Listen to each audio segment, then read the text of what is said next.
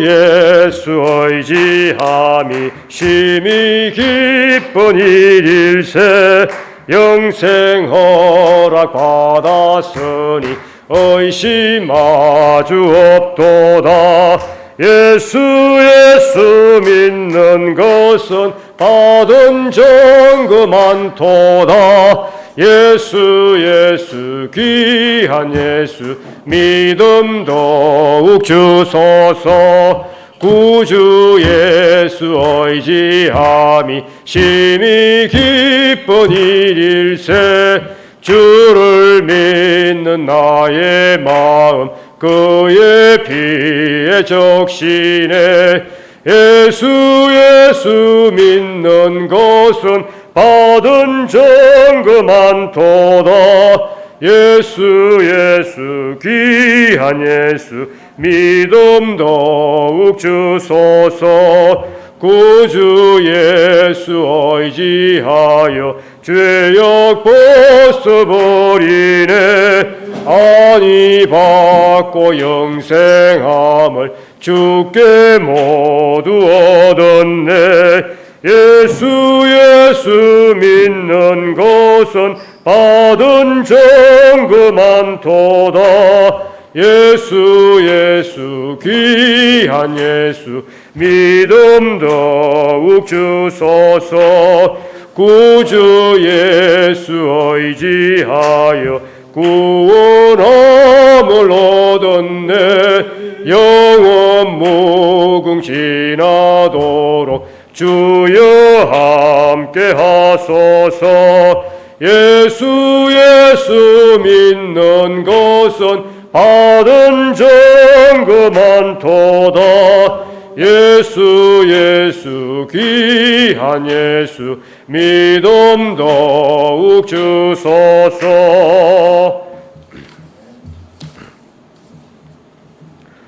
나의 갈 길 다가도록 예수 인도하시니 내 주 안에 있는 긍휼 어찌 의심하리요. 믿음으로 사는 자는 하늘 위로 받겠네. 무슨 일을 만나든지 만사형통하리라. 무슨 일을 만나든지 만사형통하리라. 나의 갈 길 다가도록 예수 인도하시니 어려운 일 당한 때도 족한 은혜 주시네. 나는 심히 고단하고 영혼 매우 가라나. 나의 앞에 반석에서 샘물 나게 하시네. 나의 앞에 반석에서 샘물 나게 하시네. 나의 갈 길 다가도록 예수 인도하시니 그의 사랑 어찌 큰지 말로 할 수 없도다. 성령 감화 받은 영혼 하늘 날아갈 때에 영영 부를 나의 찬송 예수 인도하셨네. 영영 부를 나의 찬송 예수 인도하셨네.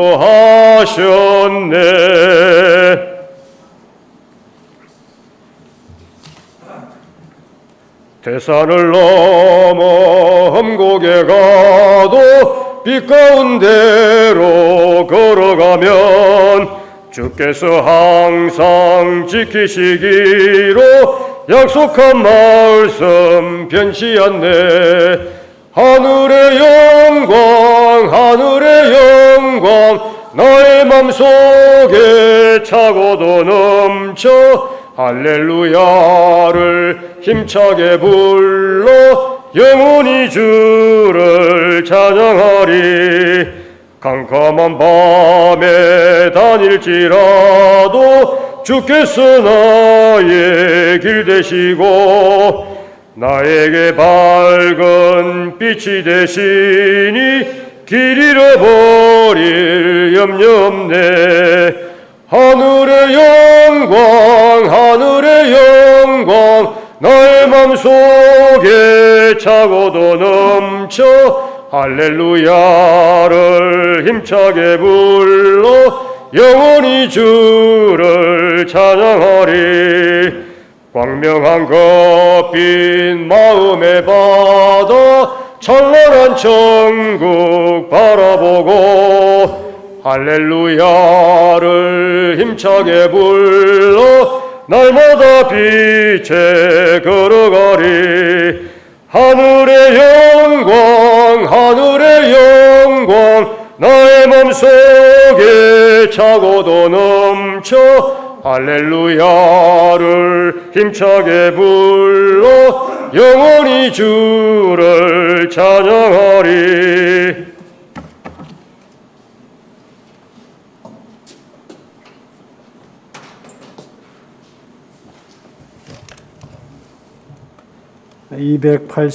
256장 찬송합니다. 256장.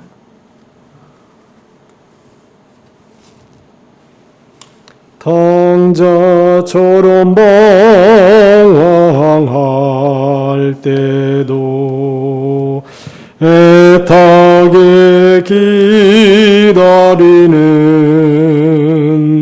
부드러운 주님의 음성이 내 마음을 녹이셨네. 오 주님, 나 이제 갑니다.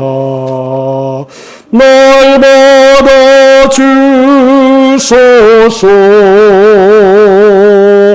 이제는 주님을 위하여 이 몸을 바치리다.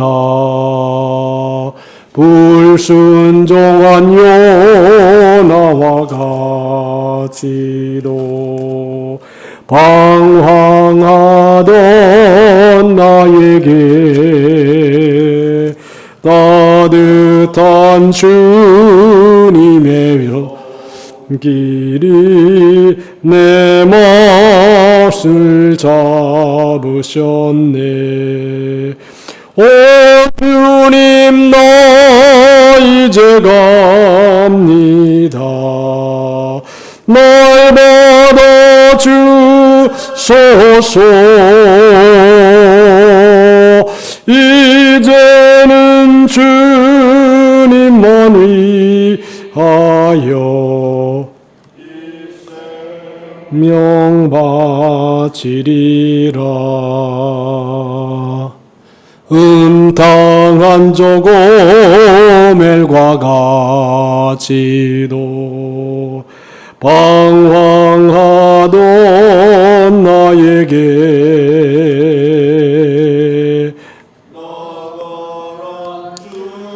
주님의 용서가 내 마음을 녹이셨네. 오 이제 갑니다. 날 받아 주소서.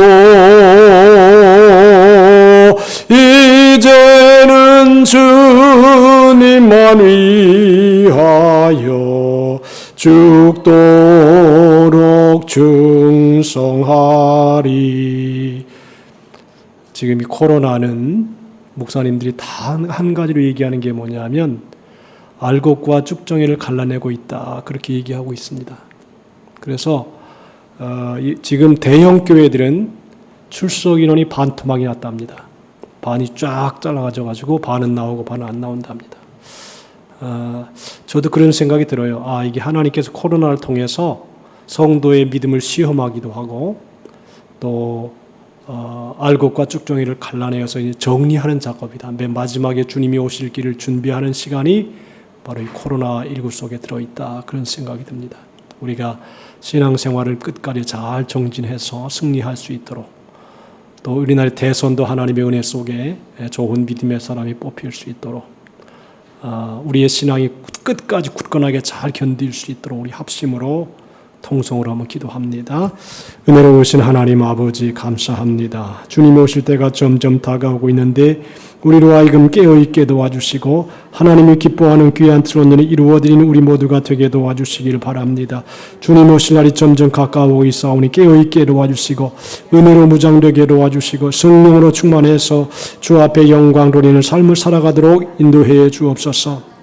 주님 오실 날이 점점 가까워오고 있는데 깨어있게 도와주시고 은혜로 무장되게 도와주시옵시고 진리 가운데 굳건히 있어서 믿음으로 승리해 나아가도록 하나님이 역사해 주시기를 바랍니다. 우리는 심이나 연약하고 부족합니다. 하나님이 도우시고 힘주시고 은혜 베풀어 주시기를 바랍니다. 주님의 피 묻은 손으로 덮어주시사 하나님이 기뻐하는 거룩한 삶을 살게 도와주시옵시고 하나님이 원하시는 거룩한 뜻이 온전히 우리 가운데 이루어지게 도와주시기를 원합니다. 한국교회가 지금 위기 가운데 있사오며 하나님 알곡과 쭉종이를 잘 분별해서 우리가 알곡적인 신앙이 되게 도와주시고 하나님을 영화롭게 하는 삶이 되게 하시며 끝까지 승리할 수 있도록 역사해 주시옵소서. 하나님의 은혜가 우리 모두에게 넘침을 통해 주 앞에 영광을 돌리며 승리하게 인도해 주시옵소서. 오늘도 성령 충만하게 하시고 은혜 충만하게 하시어서 주의 영광 드러내게 도와주옵소서. 예수님의 이름으로 기도하옵나이다. 아멘. 사무엘상 31장 7절로 13절 교도하십시다. 골짜기 저쪽에 있는 이스라엘 사람과 요단 건너쪽에 있는 자들이 이스라엘 사람들이 도망한 것과 사울과 그의 아들들이 죽었음을 보고 성읍들을 버리고 도망하며 블레셋 사람들이 이르러 거기에서 사니라.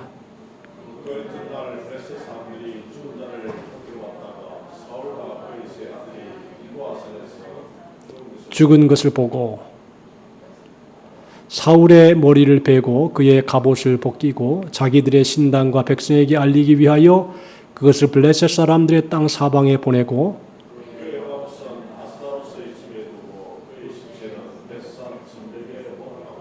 길르앗 야베스 주민들이 블레셋 사람들이 사울에게 행한 일을 듣고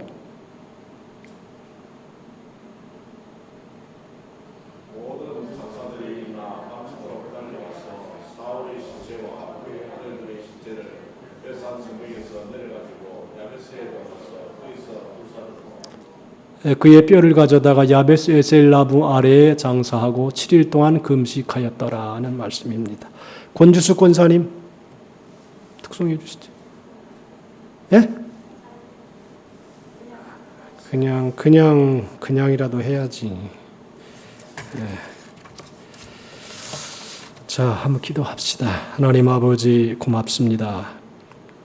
오늘 이 시간도 하나님의 말씀을 듣는 시간입니다.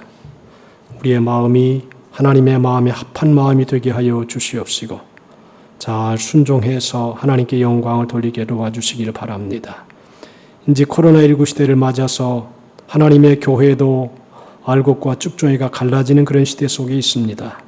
우리로 하여금 깨어있게 하시고 쭉종이 같은 신앙 되지 아니하 알곡 신앙 되어서 끝까지 승리할 수 있도록 인도해 주시옵소서. 오늘도 말씀으로 함께해 주시사 은혜 안에 거하게 도와 주옵소서. 예수님의 이름으로 기도하옵나이다. 아멘. 이 세상의 모든 일은 시작과 끝이 있습니다. 하루에 아침이 있고 또 저녁이 있습니다. 주초가 있고 주말이 있습니다. 월초가 있고 또 월말이 있습니다. 학생은 입학이 있고 졸업이 있고 군인들도 입대가 있고 제대가 있습니다. 만날 때가 있고 헤어질 때가 있고 태어날 때가 있고 죽을 때가 있다. 그렇게 보는 것입니다. 우리 모든 인생도 너나 할 것 없이 다 빈몸으로 엉애하고 태어났습니다. 근데 이 태어난 몸도 계속 마지막을 향해서 가고 있다는 것입니다. 오늘 이 본문은요, 사울 가문이 어떻게 마지막을 장식했는가에 대한 이야기입니다. 마지막은 사울의 시체가 불에 태워져서 뼈만 남는 장례를 지내는 그런 모습이 이렇게 나타나고 있습니다. 여러분들, 신앙도 어떻게 보면 마라톤 경주라 그렇게 볼 수 있어요. 처음에는 힘도 있고 능력도 있고 호흡도 가쁘지 않아요. 그래서 천천히 달려갑니다. 근데 중요한 게 뭐냐면 끝이 되면 될수록 힘도 들고 다리도 후들거리고 호흡도 가빠지고 지치는 거예요. 근데 성경에는요, 시작도 중요해요. 대부분 시작은 다 좋아요. 힘이 있어요. 근데 그 끝을 가보면 이 사람이 진짜 신앙인가 가짜 신앙인가를 체크해 볼 수 있다라고 하는 것입니다. 그래서 여러분들 시작도 중요하지만 끝이 더 잘 돼야 돼요. 끝이 안 좋으면 다 안 좋은 것입니다. 아무리 처음에 훌륭하게 영광스럽게 시작했어도 끝이 안 좋으면 안 좋은 겁니다. 사울이라고 하는 사람은 그 가문으로 볼 때 아주 명문 가문입니다. 시작이 참 좋았습니다. 이스라엘 중에서 사울보다 더 준수한 자가 없을 만큼 아주 인물도 출중했고 키도 컸고 인텔리였습니다. 그리고 정식으로 사무엘 선지자에게서 기름을 부음받았습니다. 그래서 하나님의 신에 감동이 되었고 예언까지 했습니다. 왕이 되었을 때 모든 백성들이 기뻐했다 그랬습니다. 이건 뭘로 얘기하느냐? 내적인 출신 성분이나 외적인 가문이나 또 백성들이나 다 좋아했다는 거예요. 그러니까 사울의 삶이 있어서는 나쁜 게 하나도 없어요. 처음에는 다 좋았어요.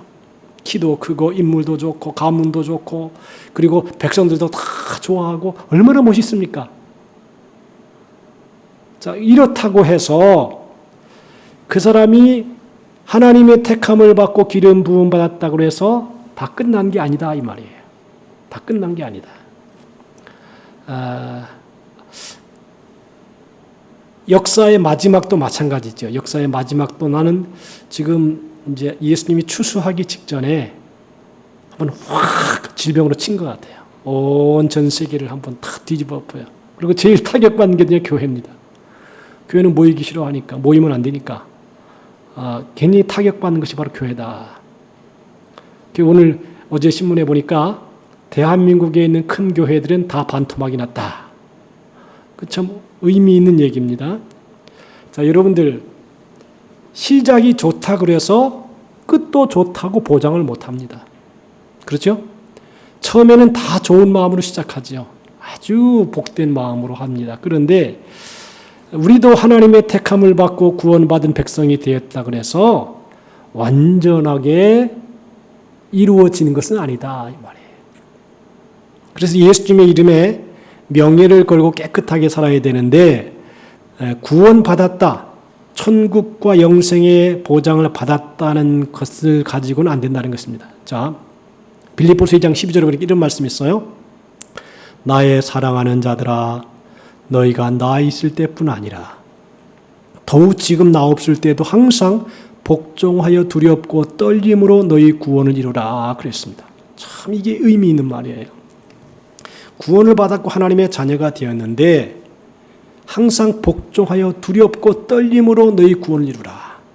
아직 구원이 완성된 게 아니니까, 아직 구원이 너가 따놓은 당상이라고 할 수 없으니까 다 된 것처럼 그렇게 생각하지 말라 이 말입니다. 바울 사도는 빌립보서 3장 10절에 이렇게 말합니다. 내가 이미 얻었다 함도 아니요 온전히 이루었다 함도 아니라 오직 내가 그리스도 예수께 잡힌 바 된 그것을 잡으려고 쫓아가노라.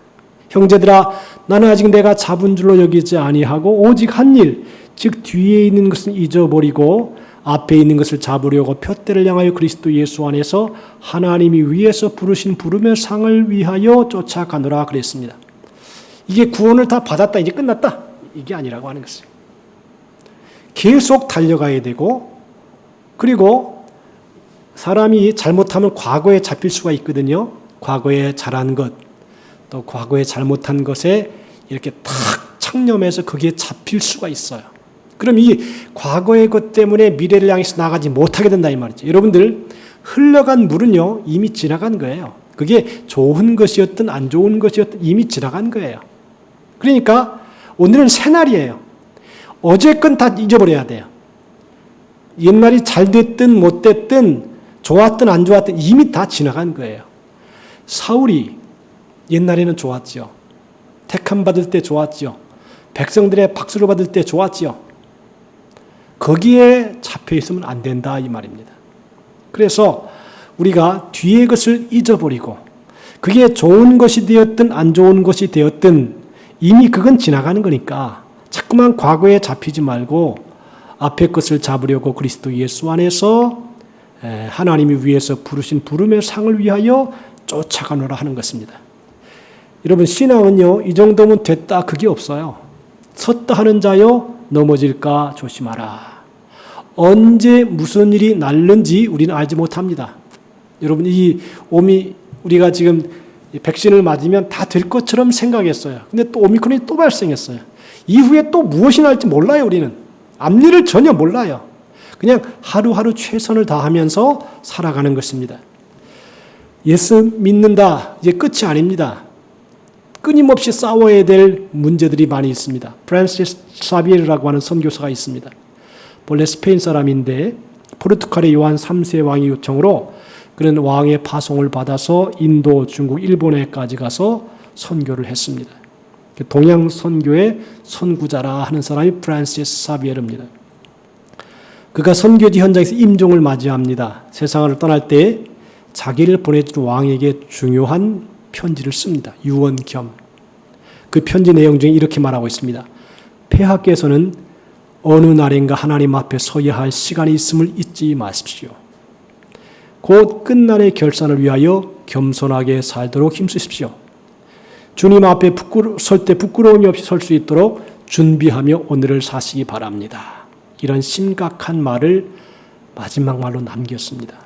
사울 왕이 자기가 왕 권세자라고 자기가 만이 아닙니다. 자기 위에 권세가 있고요.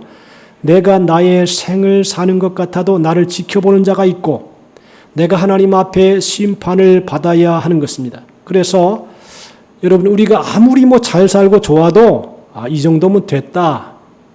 이제 이거는 안 되는 것이죠. 성경에 보니까 이기기를 다투는 자마다 모든 일에 절제하나니 그들은 썩을 승리의 면류관을 얻고자 하되 우리는 썩지 아니할 것을 얻고자 하노라 그랬습니다. 이기기를 다투는 자마다 절제한다 그랬어요. 여러분들 운동선수가 우리가 이제 대체로 이제 그 운동선수가 어느 것만 보냐면 금메달을 딸 때 그것만 보거든요. 금메달을 따고 국민들 앞에서 TV 앞에서 막 카메라 앞에서 환호할 때만 보지 실제로는 그 운동선수들이 그 금메달을 따기 위해서 얼마나 많은 수고를 했을까? 이거는 생각하지 않아요? 제가 이제 요새 가끔 레슬링을 좀 봅니다. 참 아주 재밌더라고요, 레슬링이. 근데 그 레슬링 선수들이 하는 걸 보면 어떻게 저렇게 사나 그래요. 뭐냐면 그 몸을 단련시키기 위해서 굉장히 애를 쓴다는 것이에요. 근육을 만들고 그리고 넘어지고 쓰러져도 우리 같으면요 저거 한번 쓰러지면 갈 것 같아 보니까 뼈가 깨져가지고. 근데 레슬링 선수들은요 안 깨져요. 또 일어나고 또 상대방을 막 공격을 하고. 근데 가만히 보면 그 근육줄의 몸을 만들기 위해서 그리고 쓰러져도 넘어져도 깨지지 않기 위해서 얼마나 많은 훈련을 했겠는가. 이걸 생각해 보면 그냥 단순하게 사람을 넘어뜨리고 쓰러뜨리고 이런 차원이 아니라 그 뒤에 배경을 보면 끊임없이 자기를 연단시키고 훈련시키는 그런 과정이 있지 않았는가 하는 생각하는 것입니다. 마라톤 선수나 또 운동선수, 골프선수나 다 고난의 세월을 잘 견디어서 스스로를 절제하고 하고 싶은 것 하지 않고 요새 죄송합니다만 그 어떤 선수, 그 골프 선수, 여자 선수 있죠? 그 옛날에 우승해가지고 요새는 방송에 나오는 선수를 가만히 보면 근데 그 사람이 부모 재산이 엄청나대요. 근데 그렇게 이루기까지는 많은 고생이 있었다. 애씀이 있었고 수고가 있었고 자기를 절제하는 아픔이 있었다라고 하는 것입니다. 그래서 성경에는 그러므로 나는 다름질하기를 향방 없는 것 같지 아니하고 싸우기를 허공을 치는 것 같지 아니하여 내가 내 몸을 처 복종하게 함은 내가 남에게 전파한 후에 자신 도리어 버림을 당할까 두려워함이라 그랬습니다. 자, 운동선수가 달리기를 하는데 목적 없이 달리는 게 아닙니다. 분명한 목적이 있습니다. 그리고 스스로를 쳐서 복종시켜야 됩니다. 이게 뭡니까? 스스로 쳐서 복종시킨다라고 하는 것은 내 마음대로 하지 아니하고 내가 원해도 먹고 싶어도 먹지 못하고 게으르고 좀 더 자고 싶어도 자지 못하고 그리고 막 깨어 일어나야 된다는 것을 이거를 훈련을 계속해서 거듭거듭 반복한다는 것입니다. 내가 내 몸을 쳐서 복종시킨다는 것을. 여러분 이 인간의 몸이라고 하는 것은요 아주 묘합니다. 서 있으면 앉아 있고 싶고 앉아 있으면 눕고 싶고 눕고 있으면 자고 싶고 이게 인간의 몸이 원하는 것입니다. 근데 그런 거를 다 절제한다는 것이죠. 하고 싶어도 안 하고 그리고 막 전진하기 위해서 새로운 목표를 향해서 막 전력 투구하도록 그렇게 자신을 쳐서 복종시키는 과정이 바울에게 있다는 것을. 우리도 마찬가지입니다. 신앙생활할 때에 내 몸이 원하는 대로 내 생각이 원하는 대로 육신적이 원하는 대로 가면 반드시 죽을 것입니다. 그렇기 때문에 여러분 사실 운동선수나 누구나 어떤 목적하는 바를 이루기 위해서 꽤나 애를 써야 됩니다. 새벽기도 알람이 울리잖아요. 아유 그럼 피곤할 때도 있잖아요. 난 우리 권주수 권사님 매일 가서 모시러 가는데 나한테 그래요. 아이고 더 잤으면 좋겠는데 목사님이 와서 내가 못 잔다고. 그 이해가 돼요. 하고 자고 싶어도 못 자는 거예요. 근데 희한한 게 있어요. 억지로라도 교회에 나와서 기도하잖아요. 그러면 또 기쁨이 샘이 솟는다는 것이. 그 영적인 은혜가 있다라고 하는 것이죠. 마라톤은요. 끝까지 가봐야 승자가 결정됩니다. 그래서 인생 신앙도 마지막까지 가봐야 알아요. 지금 몰라요. 마지막에 그 임종할 때에 또는 마지막에 그 처신하는 것을 보면서 이 사람은 승리자로 살았다. 아니면 이 사람은 하긴 한 것 같은데 잘못했다. 여러분들 초대교회 7집사가 있었어요. 7집사. 스테반서부터 쭉 나오는데 거기 보면 니골라가 나와요. 니골라당이 2단이요. 처음에는 초대교회 집사였어요. 성령 충만했어요. 칭찬받았어요. 근데 중간에 가다가 니골라당을 만들었어요. 그래가지고 2단이 됐어요. 이게 이제 영지주의라 그러는데 신학에서 이 사람이 처음에는 은혜가 충만했어요. 뭐 성령 충만하고 칭찬도 듣고 잘한다 그래요. 근데 나중에 가다가 보니까 이 사람이 니골라당 8을 만들어요. 그래가지고 2단을 만들어요. 기독교계에 계속 니골라당에 대한 얘기가 나옵니다. 요한계시록 니골라당에 대한 얘기가 나옵니다. 뭐냐? 처음에는 잘 갔어요. 은혜가 충만했어요. 근데 가면서 변질됐어요. 사람은요, 변질될 수 있는 가능성이 참 많습니다. 근데 이제 우리 특별히 영남 사람들은 잘 변질이 안 되지요. 속성상. 변질되는 사람이 어떤 사람이 변질되기 쉽냐면 이런 사람이에요. 제가 이제 호남에 있을 때에, 광주에 있을 때에 어느 목사님께 여쭤봤어요. 목사님, 왜 그 호남 사람들은 참 그 소리를 안 좋은 소리를 많이 듣습니다. 끝이 안 좋다고. 왜 이렇게 많이 듣습니까? 하는 얘기, 이런 얘기 있어요. 아유, 목사님, 그건 실제적인 얘기입니다. 뭐냐 하면 호남 사람들이 가난한 사람이 많이 있습니다. 그래, 가난한 사람들이 이제 살려고 애를 써가지고 서울로 갔는데 노력하다 보니까 조금 집이가 올라갔어요. 그래가지고 다른 데서 돈을 좀 더 줄 테니까 오라 그러면은 그냥 여태까지 신세진 사람들 생각 안 하고 싹 가버린다는 거예요. 그러니까 여태까지 잘했던 생각이 완전히 무너지는 거예요. 이제 그런 일이 반복이 되다가 보니까 저쪽에 있는 사람들이 좀 그런 면이 있다 이렇게 인식이 되는 거예요. 다 그런 건 아니에요. 다 그런 건 아니에요. 좋은 사람도 많아요. 호남에 아주 호인도 있고요. 유지도 있고요. 아주 인품이 좋은 분들도 있어요. 그런데 간혹가다 그런 분들이 여러 분 생기니까 호남하면 그런 분들이 이미지가 팍 박히는 거예요. 근데 그뿐 아니라 우리들도 마찬가지예요. 가난하고 힘들 때는요. 잘 겸손하게 하다가 조금 넉넉하고 부하고 하니까 교만해가지고 옛날에 있던 그 겸손함을 잃어버릴 수 있는 가능성이 우리 모두에게 있어요. 모두에게 있어요. 그러니까 뭘 보면 알 수 있냐면 끝까지 잘했느냐. 한번 우리 서로 축복합시다. 끝까지 잘합시다. 언제까지? 끝까지 가봐야 알아요. 끝까지. 지금까지는 잘했어요. 아직. 지금까지는 잘했어요. 근데 마지막 이 세상을 떠난 그 순간까지 그 마음 자세가 어떠냐 참 중요하다라고 하는 것입니다. 자, 이 사울이라고 하는 사람은 여러분이 잘 아는 것처럼 사무엘상 9장 21절에 보니까 나는 이스라엘 지파의 가장 작은 지파 베냐민 사람이 아니오며 나의 가족은 베냐민 지파 모든 가족 중에 가장 미약하지 아니니까 당신이 어찌하여 이같이 내게 이같이 말씀하시나이까. 가장 작은 지파 베냐민 사람이 아니오며. 이거 굉장히 겸손한 것이에요. 나는 가장 작은 사람입니다. 이럴 때는요 겸손해요. 다 겸손하지요. 나 작은 사람이니까 스스로도 인정하고 또 낮아지니까 사람들도 인정을 해요. 왕이 된 다음에 처음에는 온유함을 나타냈습니다. 그래서 하나님으로부터 은혜를 받았습니다. 전쟁에 나가서도 승리했습니다. 국내 정치로도 잘해 백성들의 존경을 받았습니다. 그러던 사울이 시간이 가면 갈수록 달라지기 시작했습니다. 자기보다 잘난 사람을 못 봐주는 것입니다. 피해자가 다윗입니다. 여러분 잘 아는 것처럼 그야말로 자기는 자기의 충신이요 자기에게 큰 도움을 주는 사람이었습니다. 그리고 실제로 다윗은요 사울을 죽일 마음이 전혀 없어요. 전혀 없어요. 일도 없어요. 그런데 끊임없이 마음속에 있는 시기심이 다윗이 죽인 자는 만만이요 사울이 죽인 자는 천천히라 이 말씀을 듣고 이 여자들의 창화하는 소리를 듣고 계속 마음속에 갈등을 일으킵니다. 그 미혹을 그 유혹을 못 이겨냅니다. 계속 죽이려고 해요. 참 여러분들 일평생 살아가면서 제일 중요한 게 뭐냐 사람이거든요. 사람을 잃어버리면 다 잃어버린 것입니다. 네? 사울은 가장 좋은 자기 사위, 신하, 그리고 자기를 죽일 마음이 전혀 없는 다윗, 이 사람을 잊어버리려고 노력을 해요. 아주 그냥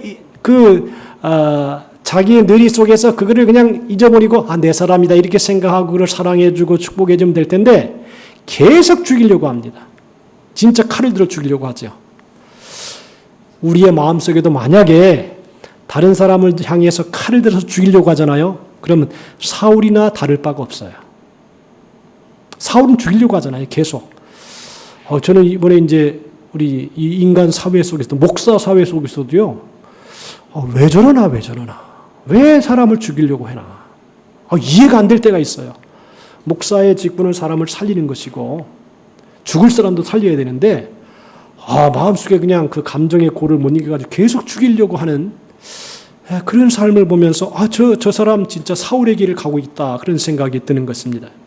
여러분들 이제 계속 이 갈등 속에 있는 게 뭐냐면 시기심이에요. 시기심. 저 사람이 나보다 더 잘되고 존경을 받고 높임 받으면 어떻게 하냐는 시기심입니다. 자, 여러분들 그러니까 사울은 어디까지 가냐면 이제 하나님께 쓰임을 받다가 나중에는 제사장까지 죽이려고 합니다. 실제로 죽였습니다. 그러니까 사람이 손 댈 게 있고 손 안 댈 게 있거든요. 이게 사람이 최소한도로 영적인 신성한 영역은 손대지 말아야 되거든요. 다른 건 좀 손댈 수 있다 하더라도 제사장의 영역은 신적인 영역이에요. 이게 거기는 손대면 안 되거든요. 될 게 있고 안 될 게 있지. 그런데 이 사울이 제사장을 죽입니다. 그러니까 벌써 영적으로 부패해버린 거예요. 썩어져 버린 거예요. 자, 그래서 하나님께 쓰임을 받다가 버림을 당하게 됩니다. 하나님은 교만한 자를 물리치시고 겸손한 자에게 은혜를 베푸신다고 성경은 얘기합니다. 겸손하면 은혜를 받습니다. 하나님의 은혜를 입으면요, 잘 되는 것은 시간 문제입니다. 여러분들, 은혜 받으면 반드시 잘 되게 돼 있어요. 믿습니까? 은혜 받으면요, 반드시 잘 되게 돼 있어요. 안 될 수가 없어요. 왜냐하면 은혜 받으면 벌써 마음 자세가 겸손하고 그리고 하나님 뜻대로 살려고 하는 마음에 하나님이 반드시 잘 되게 해준단 말이죠. 다 같이 한번 합시다. 은혜 받으면 반드시 잘 된다. 아멘? 은혜 받으면 진짜 잘 돼요. 잘 될 수밖에 없어요. 은혜를 받으면. 근데 교만하면 안 될 수밖에 없어요. 자꾸 거슬린 짓을 해요. 제사장 죽이고요. 그리고 자기가 사랑하는 사람들 빼앗기고요. 이 어리석은 짓을 계속 반복하는 것입니다. 자, 처음에 교회에 나왔을 때에, 직분을 받았을 때에 그 마음 그대로 죽을 때까지 가지고 가십시오. 그러면 반드시 잘 됩니다. 사울은 인생의 마지막 비참했던 것이 바로 교만의 문제였습니다. 오만했습니다. 나는 이 설교를 준비하면서 이 말씀이 참 잘 들어보세요. 어느 목사님의 기도문입니다. 하나님께 기도한 내용입니다. 하나님, 처음 들어서는 예배당이듯 그 설레임으로 예배당 안에 앉게 하소서. 처음 그 구원의 메시지가 내 심장을 사로잡던 그 감격으로, 처음 그 설교를 듣는 그 심정으로 설교를 듣게 하소서. 오 주님, 마지막 단두대에 올라서 있는 사형수 같은 삶을 살아가게 하소서. 마지막 보는 하늘인 것처럼 하늘을 바라보게 하소서. 마지막 보는 아내인 것처럼 아내의 그 얼굴을 바라보게 하소서. 마지막 보는 그 예배당인 것처럼 그 예배당을 바라보게 하소서. 마지막 듣는 설교인 것처럼 그 설교를 듣게 하소서. 아이고, 여러분들 의미가 있잖아요. 오늘이 마지막 예배인 줄도 모른다. 그런 마음으로 예배를 드리고 설교를 듣고 사람을 대하라라고 하는 것입니다. 저는 우리 이순옥 이현지 권사님, 아이고, 여러분들 우리 교회 예배 짓는 자 진다로 예배도 못 드리고 가셨잖아요. 예? 그죠? 예배 못 드리고 가셨어요. 맨날 기도를 하셨는데, 그럴 줄 누가 알았어요? 모르잖아요. 자, 그러면서 우리가 생각할 게 불순종이 얼마나 무서운 것인지 한번 생각해야 됩니다. 사울은 하나님의 말씀에 불순종함으로 실패했습니다. 제사는 제사장이 드리려는 말씀을 어겼습니다. 아말렉을 진멸하고 그의 모든 소유까지 아낌없이 진멸하라는 말씀을 듣고도 그냥 지나치고 말았습니다. 결국은 그런 불순종이 그로 하여금 하나님으로부터 버림을 받는 자리에까지 이르게 한 것입니다. 아담도 하나님의 말씀을 불순종함으로 버림을 받은 것입니다. 선악과 따먹지 말라는 그 말씀을 대수롭지 않게 생각하고 하와가 주는 것을 덥석 받아 먹었습니다. 결국 자기도 망하고 모든 후손들도 저주를 받게 된 것입니다. 여러분들, 하나님의 말씀을 소중하게 여기세요. 귀하게 여기세요. 하나님의 말씀을 농담으로 받지 마세요. 롯의 아내가 반드시 뒤를 돌아보면 망한다라고 하는, 죽는다라고 하는 음성을 듣고도 뒤를 돌아보았습니다. 결국 그는 소금 기둥이 되었다 그럽니다. 하나님의 말씀을 들었으면 귀하게 여기고 소중하게 여기고 중하게 여기고 그래야지만이 그 삶이 힘이 있지, 하나님의 말씀을 우습게 망령되게 이기면 안 되겠다라고 하는 것입니다.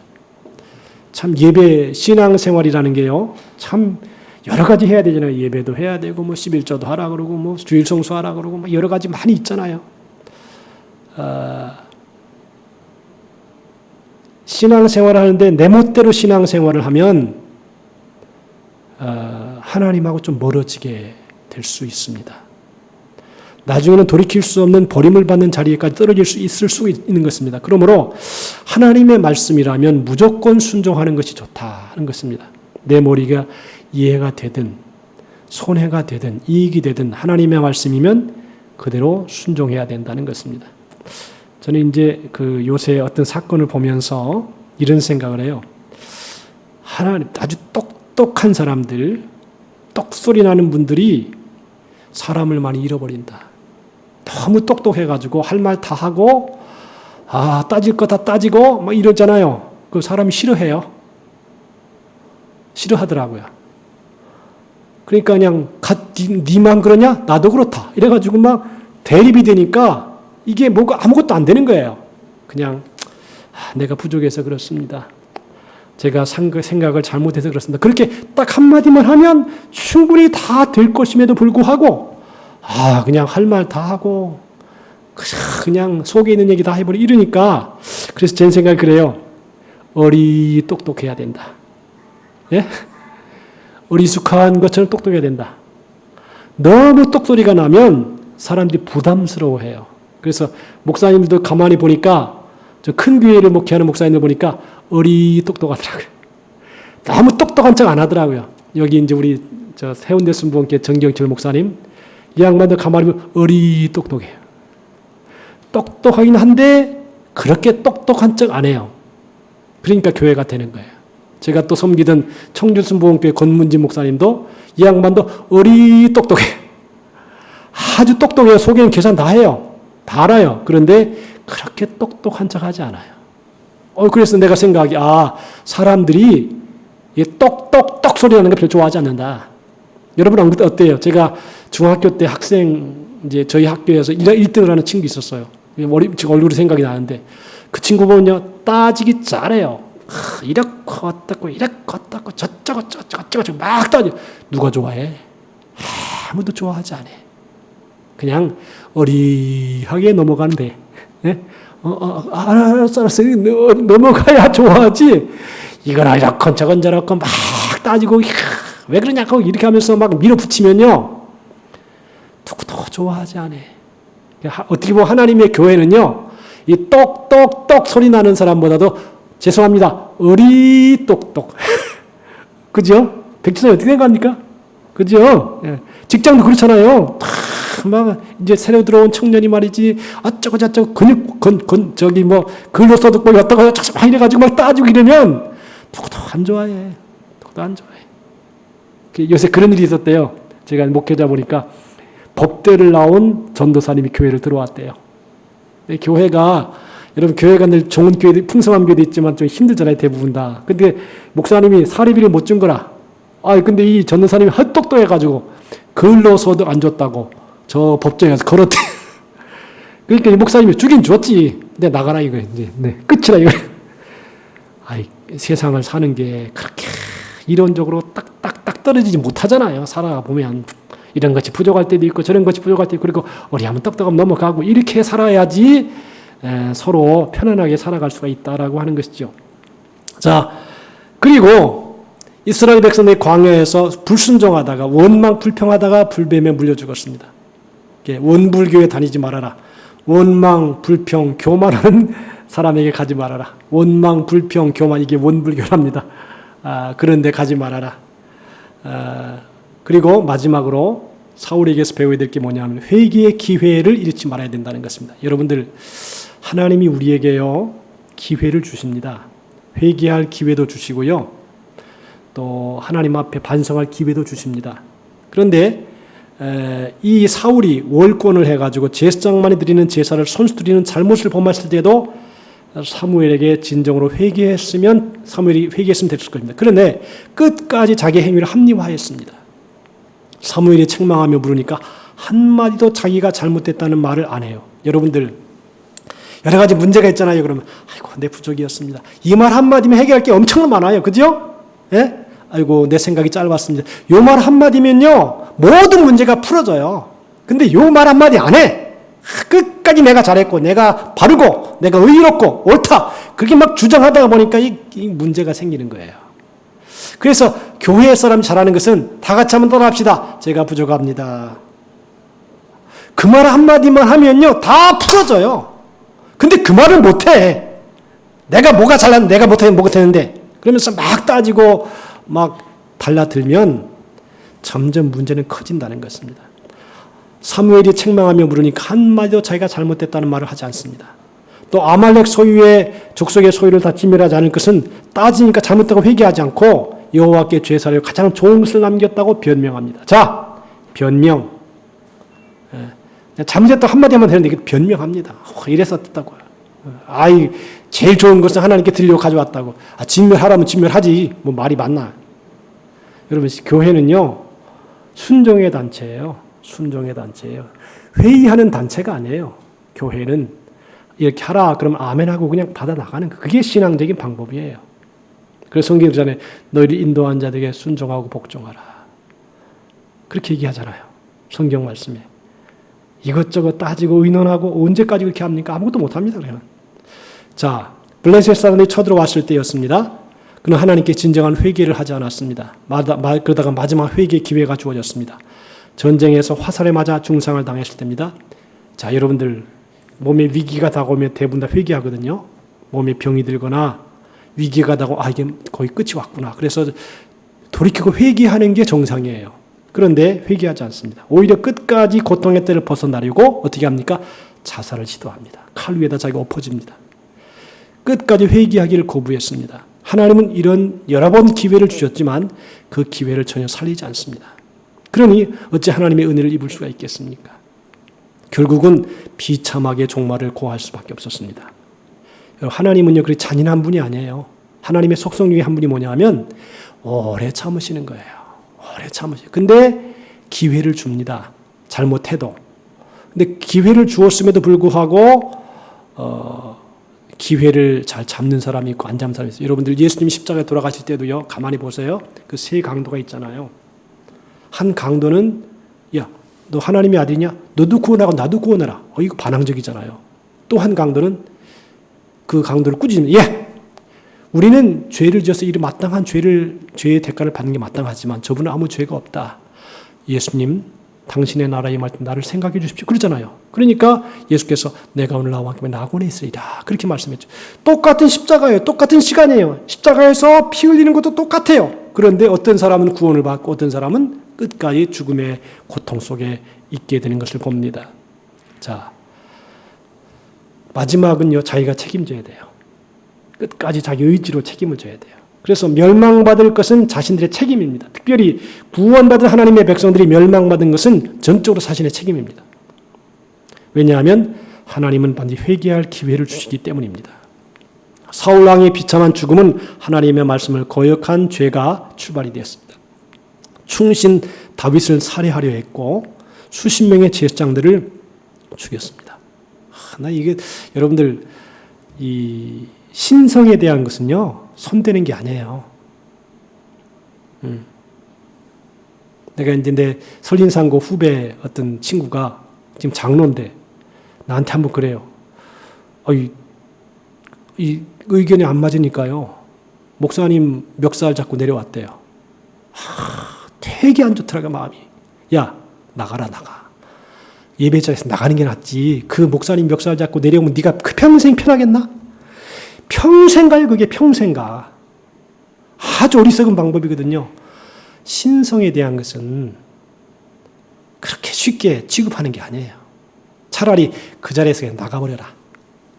그렇게 하나님의 전을 모독하지 말고 그 멱살 잡은 성도를 보는 성도나 너 자신이나 그리고 네 후손들이나 그게 복이 되겠는가? 전혀 안 된다는 것이에요. 전혀 안 된다는 것입니다. 아주 미련하게 행했다는 것이에요. 그래서 늘 조심해야 됩니다. 교만하지 않도록 불순종하지 않도록 무엇보다 회개의 기회를 잃지 않도록 조심해야 됩니다. 인생은요 장거리 경주잖아요. 장거리 경주예요. 100m 뛰고 그냥 끝날 그런 일이 아니에요. 끊임없이 계속 뛰어야 돼요. 생각도 해야 되고 호흡도 가빠른 거 잘 조절해야 되고 그리고 다리에 힘이 없어도 끝까지 가야 되고 여러분들 이거는요 처음 시작은 아무리 좋았어도 마지막 끝이 안 좋으면 다 안 좋은 거예요. 여러분들 우리 마지막까지 잘 갑시다. 아멘. 마지막까지 잘 갑시다. 끝까지. 그래서 자신도 스스로에게 여러분 제일 중요한 게 뭐냐면 칭찬을 받는 게 제일 좋은데 누구한테 칭찬받아야 되냐? 스스로가 칭찬할 수 있어야 돼요. 야, 너 잘했다. 훌륭하다. 근데 신성모독이나 교만이나 불순종이 오면 벌써 양심이 먼저 책망을 해요.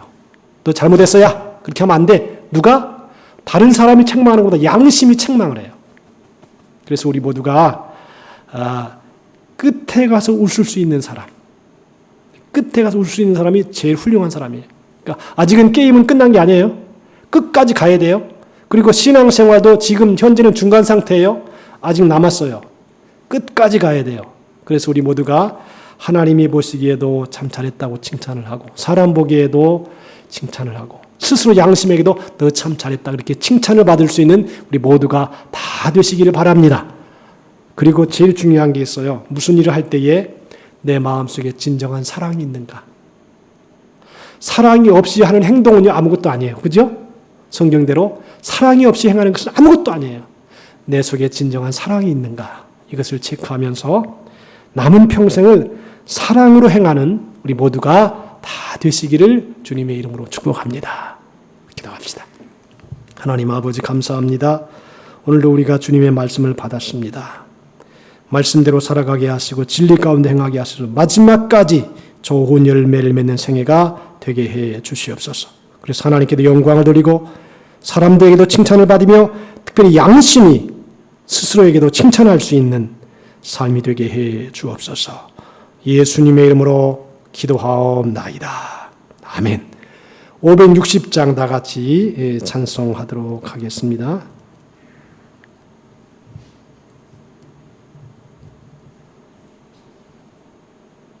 그게 아닌 이게 아닌가 했던 거는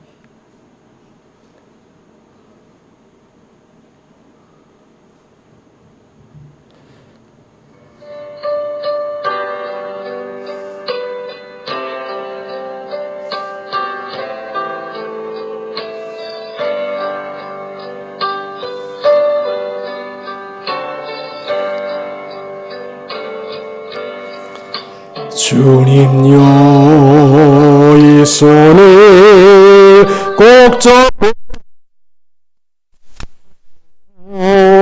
약하고 피곤한 이 몸을 폭풍우 흑암속 해치사 빛으로 손잡고 날인도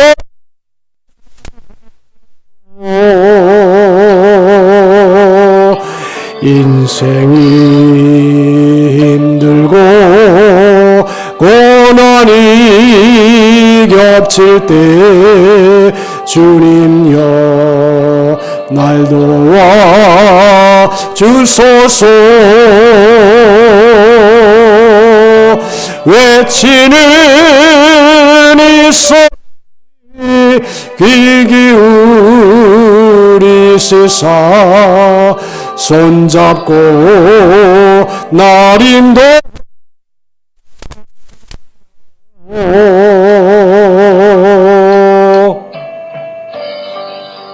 날인도 하소서. 할렐루야.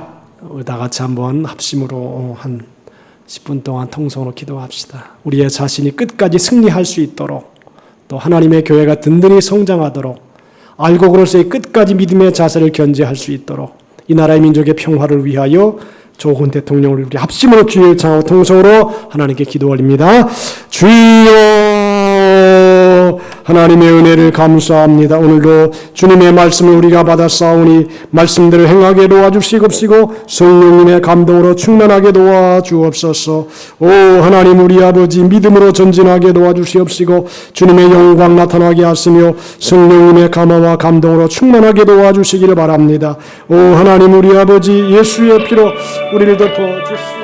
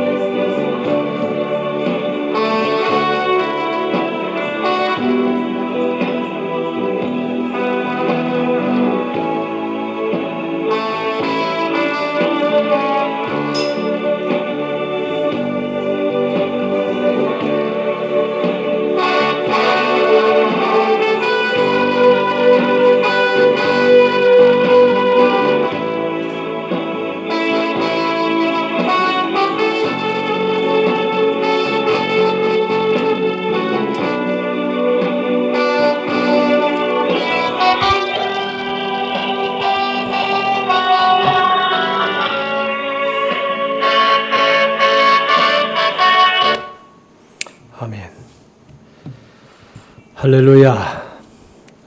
자,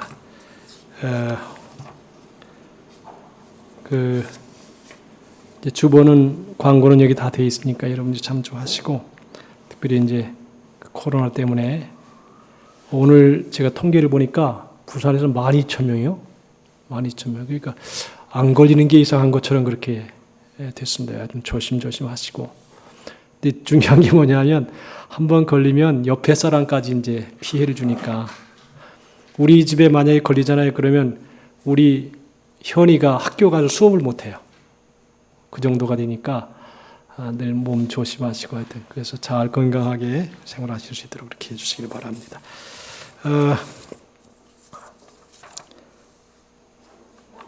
다 같이 한번 제가 마무리 기도하고 마치겠습니다. 은혜로우신 하나님 아버지 감사합니다.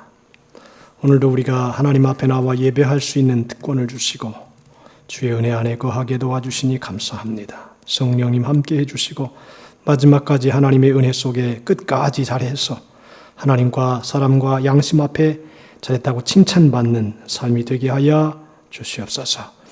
이제는 우리 주 예수 그리스도의 무한하신 은혜와 하나님 아버지의 극진하신 사랑하심과 보혜사 성령님의 감화와 감동 내주 충만한 축복의 역사가 예배드린 하나님의 귀한 자녀들의 삶 속에 이제부터 영원토록 함께 하시기를 간절히 축원하옵나이다. 아멘.